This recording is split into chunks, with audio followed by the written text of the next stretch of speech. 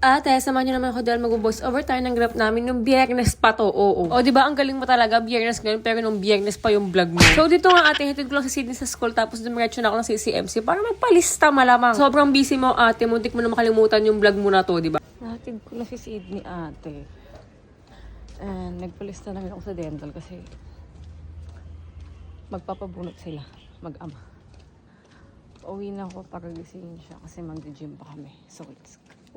Dito nga ate, pinapakita ko lang yung outfit ko papuntang gym. Akala mo naman talaga sinong sexy tong babae na to. Ang feeling mo talaga. Sa mga oras nga na to ate, tulog pa si Miguel kaya naman hindi ko pa naliligpit yung higaan. Tapos nga ate, pinakargaw na lang siya sa ama niya para naman makapunta na kami agad ng gym. At matapos ng maaga, di ba? 7 AM pa nga lang ng mga oras na to ate, kaya naman. Alam mo na yan, pag 7 AM, gising na ako niyan, di ba? As a morning person nga ate, nadadamay talaga sila. Ako lang ba ate, yung hate na may nakikitang nakahiga pa sa higaan ng anong oras na? Para bang wala ka na lang ginawa ate. Sobrang tamad mo naman. Ako kasi ate yung nanay na nakalista na sa utak ko kung ano yung gagawin ko sa buong araw na to. Kailangan ate pagising mo may sense na yung gagawin mo, di ba? Ginising ka ni Lord ate tapos hihiga-higa ka lang dyan. Eh di dapat di ka na lang gumising. Eh may lang. Pauwi na kami ng mga oras to ate dahil tapos na kami mag-gym malamang. Tapos na kami mag-gym guys.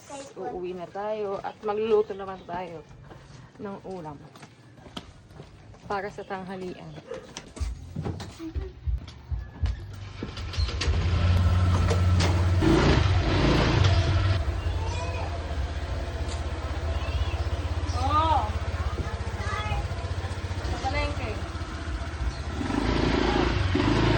O, di ba ate, pagtapos ko mag-gym, mamamalengke ako para magluto ko ng pananghalian namin, di ba? After ko naman magluto ate, ayan, sinundo ko naman si Sydney. Tapos pumunta naman kami ng CCMC kasi para magpabunot, di ba? Pero ate, hindi nga pumayag si Doc na bunutin yung ngipin niya. Bagang kasi yun ate. Gusto i-save ni Doc yung bagang niya. Kaya naman pumunta agad kami sa Tabilog Dental Clinic ate para naman magpapasta na siya. At linisan na rin yung ngipin niya. Pero si Sydney pala ate, nabunutan ni Doc Tabilog doon sa may CCMC. After nga nun ate, nagpunta naman kami doon sa may City Hall na para bang kailangan talaga ng mga batang makalaya. Ate, hindi talaga kasi nagsisilabas tong mga anak ko na to. Kaya naman pinagbigyan natin sila maglaro-laro at magtatakbo dyan. Nakita mo na ate kung gaano ako kadaming ginagawa sa araw-araw. Pero gusto ko namang ginagawa tong mga to ate. Chine-cherish ko talaga yung moment na bata pa sila at alam nilang ang nanay nila ang nag-aalaga sa kanila. Ngayon mo sabihin madali ang pagiging nanay ate, tas wala kang sahod. Diba? May sideline pa yung eyelash. Isipin mo paano ko kinakalkula ang mga oras ko. Hala, ang pag-gym nga lang talaga yung me time ko ate. Kaya sana naman, wag mong ginajudge yun, diba? Ginagawa ko lang naman yun para mas lalo ko lumakas. Ba't ka iiyak?